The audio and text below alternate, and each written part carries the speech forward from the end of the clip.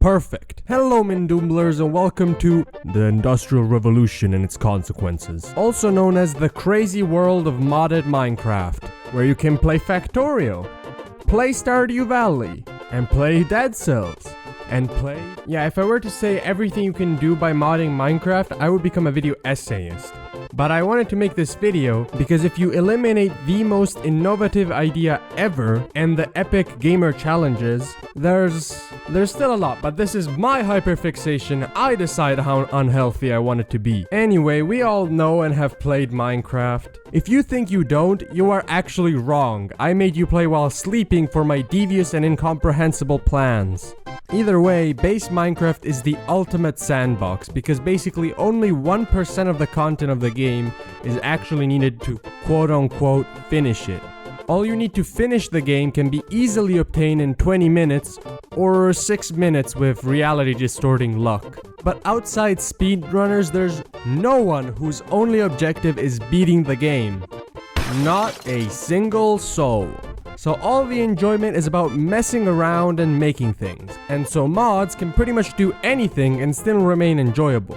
So now, time for what we are all here for. The official, certified, objectively correct tier list based on how tasty the mod is. And so I'm going to rank all the mods ever because all the ones I'm not ranking are gone. I deleted them. Starting with, these two mods are basically the same thing. They both let you play Stardew Valley in Minecraft and cook better food. In your average everyday mod pack, they are a neat addition that usually doesn't get used as much as it could.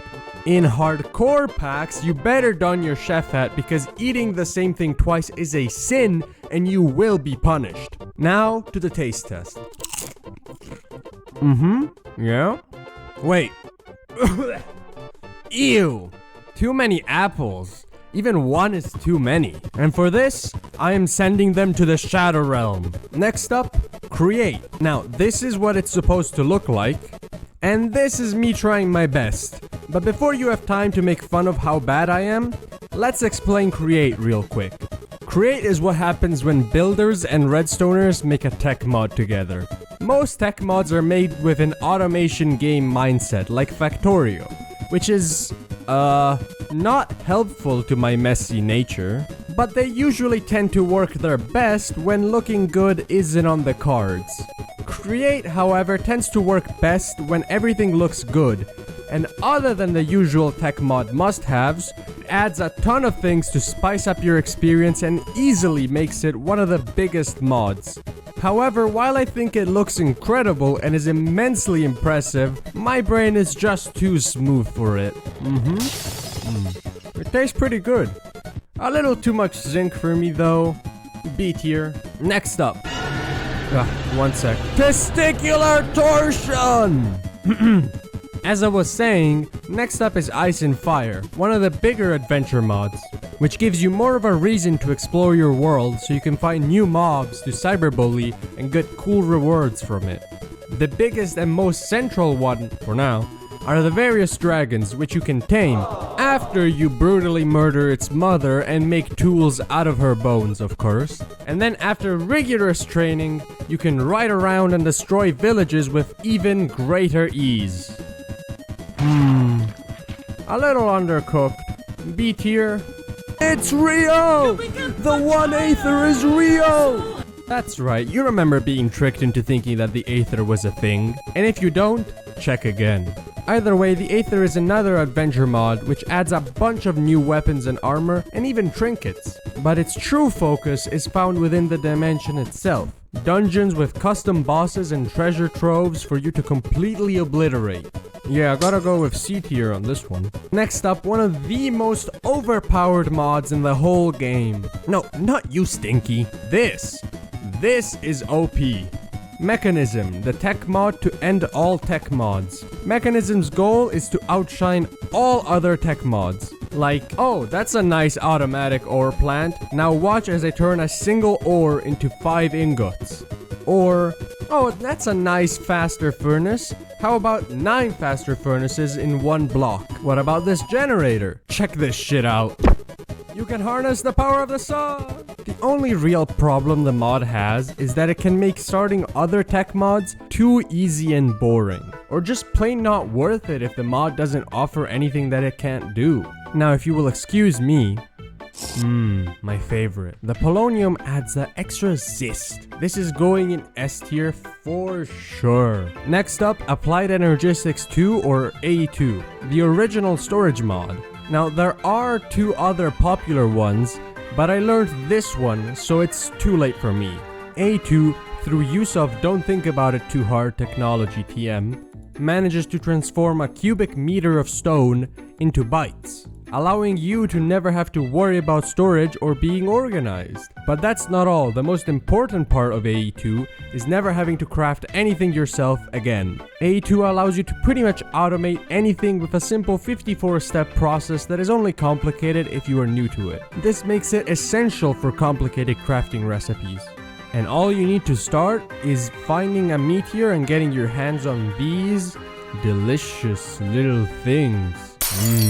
Sugary. Absolutely a solid A tier. Next up, Equivalent Exchange 2, also known as ProjectE. No, not the Create E, that's a different E. Anyway, the first thing that the mod does is lie to you, because there's nothing equivalent in these exchanges, because the main goal of ProjectE is to game the system. The concept is simple. Each item has a value and you can trade items for their value and use it to get other items.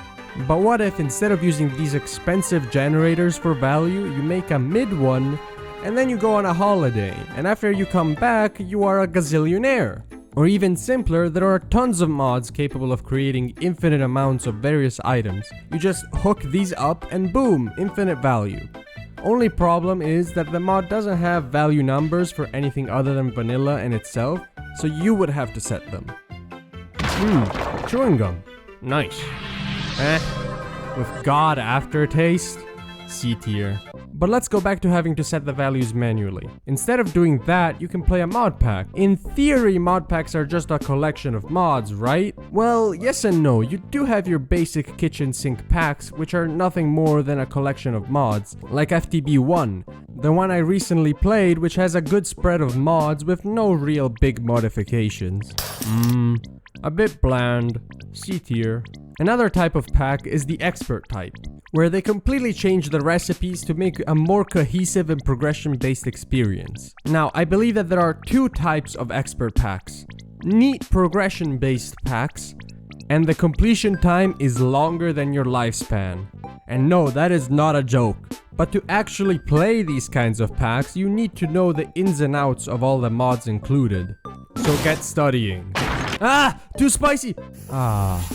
Better.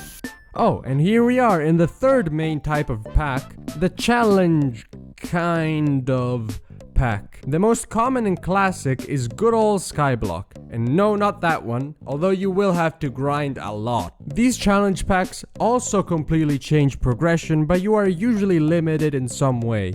For example, everything is toxic water, or you only have one tree, or you only have stone, or you have to create the universe itself. Whatever it is, these challenge packs change the game even more than your standard pack.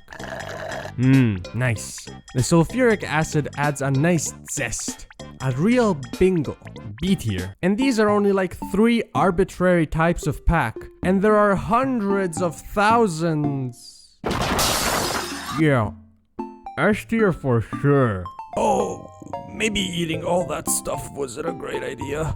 I gotta go! Yeah, it turns out one or more of the mods I ate contained carrots, so after a bit of nuclear fusion, I was able to purge that from my system. Anyway, I usually rate things at the end here, so... B tier. Out of 10. Out of S tier. Now subscribe and like, otherwise it will replace all your food with nuclear waste every 7.8 months in the Gublin calendar.